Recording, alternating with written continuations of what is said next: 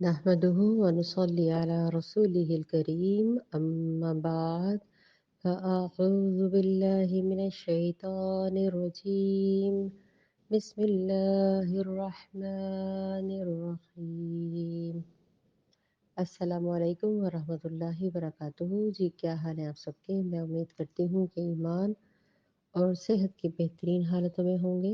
آمین ثم آمین انشاءاللہ۔ آج ہم سورۃ البقرہ کی آیت نمبر 23 اور 24 دونوں کو ایک ساتھ دیکھیں گے۔ وجہ کیا ہے وہ میں انشاءاللہ درمیان میں تفسیر بتا دوں گی۔ مختصر ترین تفسیر ہے۔ پہلے ترجمہ دیکھتے ہیں۔ بسم اللہ الرحمن الرحیم۔ وَإِن كُنتُم اگر ہو تم فی ریب مما کسی شک میں اس میں جو نزلنا ہم نے نازل کی علی عبدنا اپنے بندے پر فأتو تو تم لے آؤ بصورت من مثلہ ایک صورت اس جیسی ودعو اور بلا لاؤ شہداءکم من دون اللہ اپنے حمایتیوں کو من دون اللہ ما سوائے کس کے؟ اللہ کے۔ ان کنتم اگر ہو تم صادقین اگر تم سچے ہو۔ اس کو پہلے تھوڑا سا سمجھتے ہیں۔ جیسے کہ معنی سے صاف ظاہر ہو رہا ہے کہ اللہ تعالیٰ یہاں پر قرآن پاک کا ذکر کر رہے ہیں اور فرما رہے ہیں اعلیٰ عبدینا کہ جو نازل کیا میں نے اپنے عبد پر۔ عبد کون؟ حضرت محمد صلی اللہ علیہ وآلہ وسلم کا ذکر ہو رہا ہے۔ درود ضرور پڑھا کریں، نام لیتے ساتھ ہی۔ اللہ تعالیٰ فرما رہے ہیں کہ اگر تمہیں قرآن کی صداقت کے بارے میں شک ہے جو اپنے بیان میں ایک نظم اور ایک عجیب اور خوبصورت طریقے سے تشریح اور ایک معجزہ ہے تو ہم نے اپنے رسول صلی اللہ علیہ وسلم پر اس کو نازل کیا اعلیٰ عبدینا۔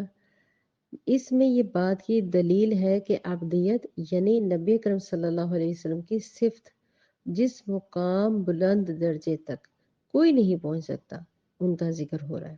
دیکھیں نا، واقعہ معراج کے موقع پر بھی آپ صلی اللہ علیہ وسلم کی عبدیت کو بیان فرمایا گیا۔ کیا فرمایا گیا؟ یہ کہتے ہیں سورۃ الفرقان میں سب سے پہلی آیت کیا آیت ہے اس کی کہ سبحان الذی اسری بعبدہ، پاک ہے وہ اللہ جو اپنے بندے کو ایک رات میں لے گیا۔ کہاں پر؟ آسمانوں پر۔ مطلب نزول قرآن کے وقت بھی آپ صلی اللہ علیہ وآلہ وسلم کی عبدیت کو بیان کیا گیا ہے۔ بہت بابرکت والا ہے جس نے اپنے بندے پر فرقان اتارا کہ وہ تمام جہانوں کے لیے ڈرانے والا مطلب مبشر ڈرانے والا بنا کر بھیجا گیا۔ بہرحال مزید اس کے ساتھ ہی اللہ تعالیٰ فرماتے ہیں کہ میں نے تو یہ جو قرآن ہے اپنے بندے پر اتارا فَأْتُوا بِسُورَةٍ مِّن مِّثْلِهِ اس جیسی کوئی ایک صورت ہے تو تم بھی لے آؤ۔ اللہ رب العزت نے محمد صلی اللہ علیہ وسلم کے دشمنوں کو در حقیقت یہاں پہ ان کو کہا ہے، ان کو مطلب کہتے پکارا یا للکارا، ان کی دشمنی جو رکھتے تھے ہر وقت آپ صلی اللہ علیہ وسلم سے۔ تو قرآن مجید کو جھٹلانے والوں سے اللہ تعالیٰ فرما رہے ہیں اگر تمہیں اس وحی کے بارے میں کوئی شک ہے جو ہم نے اپنے بندے پر نازل کی ہے وہ حق ہے، وہ سچ ہے، نہیں جانتے تم ہی نہیں جانتے نا۔ اگر تم اتنے ہی زیادہ سمجھدار ہو اور اتنا ہی تم سمجھتے ہو کہ یہ تو کسی شاعر کا کلام ہے، کیونکہ ان کی اپنی ذاتی رائے تھی کہ یہ کسی شاعروں کا ہے، خطیبوں کا ہے، یا خدا نخواستہ نعوذ باللہ یہ کسی جنوں وغیرہ سے مدد لیتے ہیں۔ تو اس حوالے سے پھر اللہ تعالیٰ کیا ان کو کہہ رہے ہیں؟ اللہ تعالیٰ فرما رہے ہیں کہ اگر تمہیں اتنا ہی شک ہے، اگر تم اتنا ہی وسوسے میں ہو اور اتنا کی باتوں میں ہو تو جاؤ کوئی اس طرح کی صورت تم بنا لاؤ۔ فَأْتُوا بِصُورَةٍ مِّن مِّثْلِهِ اس طرح کی کوئی صورت ہی بنا کے لے آؤ، کوئی آیت ہی بنا کے لے آؤ۔ اس کی وضاحت دیکھیں سورۃ ہود میں تو 10 آیات اس طرح کی نازل ہوئی ہیں کہ تم 10 صورتیں ہی لے آؤ۔ پھر سورۃ یونس میں بھی پھر اس بات کو کہا گیا کہ تم کوئی ایک ہی صورت لے آؤ۔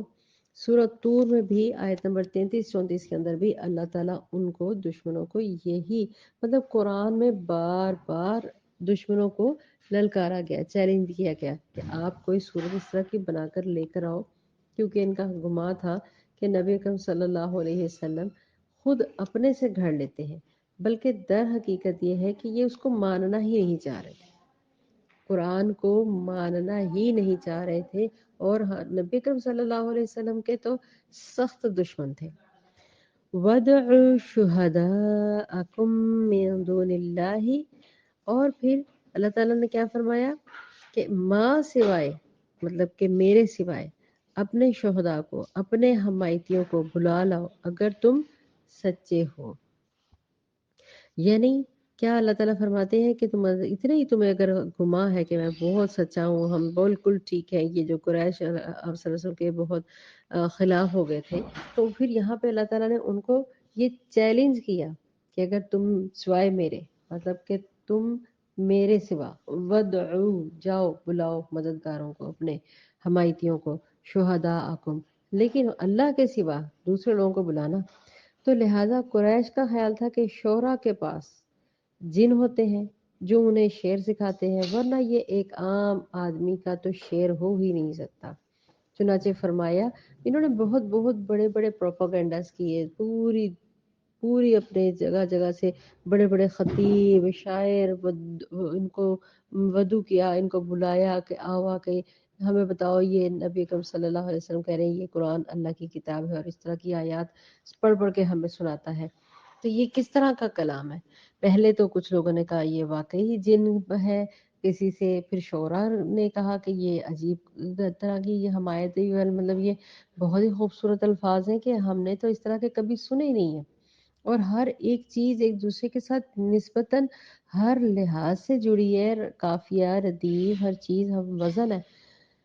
تو مطلب بات کرنے کا ہے کہ در حقیقت اللہ تعالیٰ نے ان کے اوپر یہ چیز عیاں ہو گئی کہ یہ اس طرح کا تو کوئی معاملہ ہے ہی نہیں، ہو ہی نہیں، نظر ہی نہیں آ رہا کہ یہ جو کلام ہے اللہ کا قرآن، اس سے ملتا جلتا تو کوئی الفاظ ہی نہیں ہے، ہم وزن ہے، ہر چیز برابر ہے، تو کیا کیا جائے؟ آخر کار انہوں نے یہ لکھ دیا کہ نہیں، یہ کسی عام انسان کا، کسی شاعر کا، کسی خطیب کا، کسی ادیب کا، کسی حمایتی کا، کسی کا بھی کلام نہیں ہے، یہ قرآن جو ہے حضرت محمد صلی اللہ علیہ وسلم نے خود گھڑ رکھا ہے۔ یعنی کہ پھر بھی انہوں نے اللہ کی ذات کو نہ مانا، سیدھی سی بات ہے، کفر کیا، انکار کیا، اور بہانے تلاش کیے، کیونکہ وہ آپ صلی اللہ علیہ وسلم کو ماننا ہی نہیں چاہتے تھے۔ اصل بات تو یہی ہے نا کہ وہ ماننا ہی نہیں چاہتے تھے، اسی لیے تو اللہ تعالیٰ نے کہا کہ میرے علاوہ کسی اور کو بلانا چاہتے ہو تو بلا لو۔ اب جیسے ہی انہوں نے انکار کر دیا، بہانے تلاش کیے اور انکار کیا کہ نہیں، نبی اکرم صلی اللہ علیہ وسلم نے یہ خود سے اپنے سے گھڑا ہے۔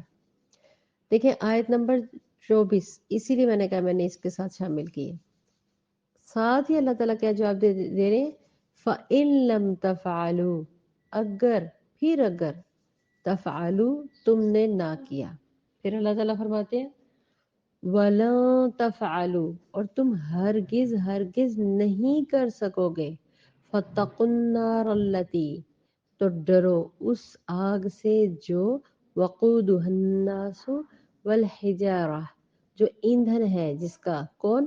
انسان اور الناس والحجارہ، اور پتھر، اعدت للکافرین، جو تیار کی گئی ہے باقاعدہ طور پہ کس کے لیے؟ کافروں کے لیے۔ ان للہ و انا الیہ راجعون، اللہم اجرنی من النار، اللہم اجرنی من النار، اللہم اجرنا من النار۔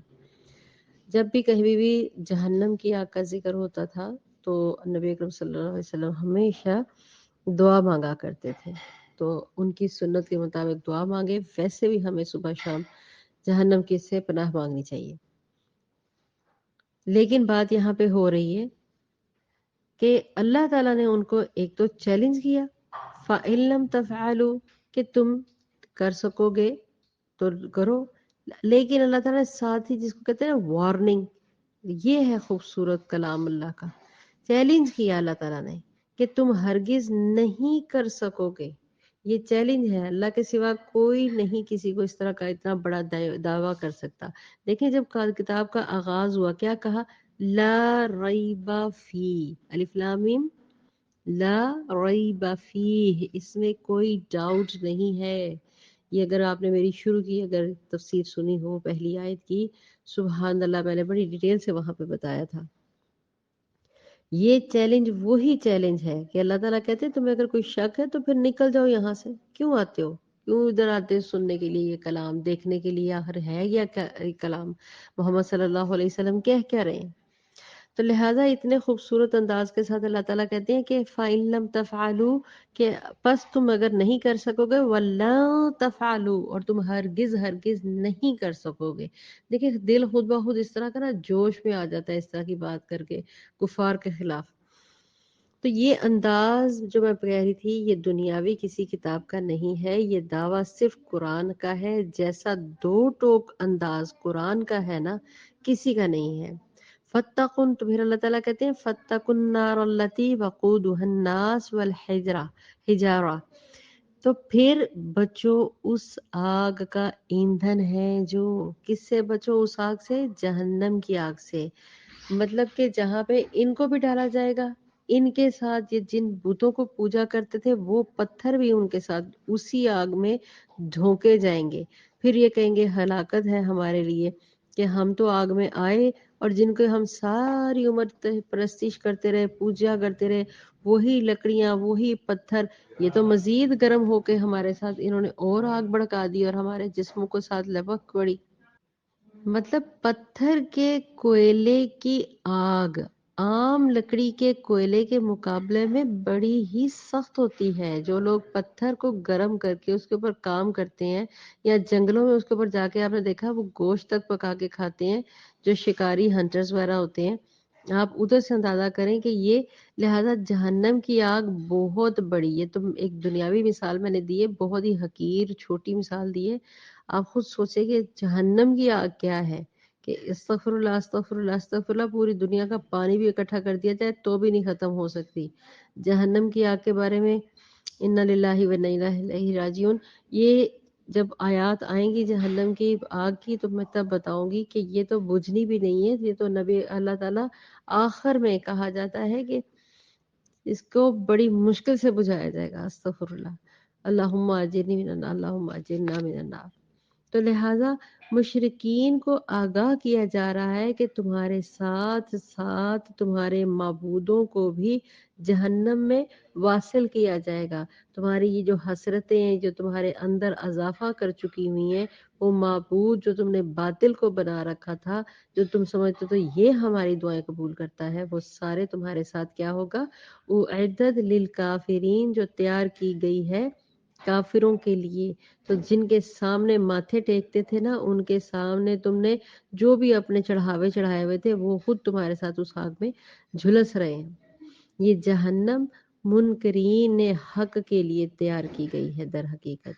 اب یہاں گویا ایمان باللہ اور ایمان بالرسالت پر ایمان کا جو ذکر ہے وہ، اور پھر مزید ایمان بالآخرت، ان تینوں چیزوں کو اکٹھا کیا گیا ہے۔ اس کی دوسری مثال میں سورۃ الانبیاء آیت نمبر 98 سے دینا چاہوں گی کہ سیدنا ابن عباس رضی اللہ تعالیٰ عنہ کے مطابق گندھک کے پتھر ہے، گندھک کے پتھر ہے، دوسروں کے نزدیک وہ بت دوزخ کا ایندھن ہوں گے، جن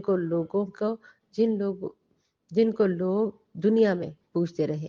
رب العزت نے فرمایا آیت نمبر 98 میں سورۃ الانبیاء میں کیا فرمایا، انکم وما تعبدون من دون اللہ حسب جہنم، بلا شبہ تم اور جن کی اللہ تعالیٰ کے ماں سوا تم عبادت کیا کرتے تھے سب جہنم کا ایندھن ہے۔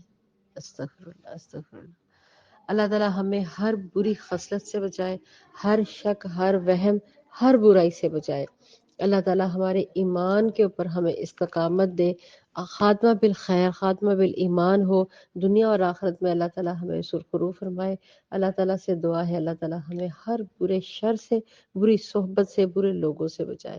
اللہ تعالیٰ ہمارے ایمانوں میں ہمیں مضبوطی دے۔ کلمہ توحید کے پر ہمارا اختتام ہو، نبی اکرم صلی اللہ علیہ وآلہ وسلم ہمارے آخری نبی ہیں، من و عن ان کے اوپر یقین ہے، اعتماد ہے، جو اللہ نے کہا قرآن میں سب سچ ہے، حق ہے، الحمدللہ رب العالمین، ہم سب کا اس کے اوپر ایمان ہے، میں بھی اقرار کرتی ہوں، آپ سب بھی اقرار کریں، آمین ثم آمین، الحمدللہ رب العالمین۔ آج آیت نمبر 22 اور 23 اور 24 دونوں کا الحمدللہ مختصر ترین تفسیر میں نے بیان کی، جو اکٹھی تھی، مجھے لگا تھا کہ اس کا دونوں کا معنی روبرو ہونا چاہیے۔ اللہ تعالی ہمیں ہر برائی سے بچائے، آمین ثم آمین۔ وآخر دعوانا ان الحمد للہ رب العالمین۔ السلام علیکم ورحمۃ اللہ وبرکاتہ۔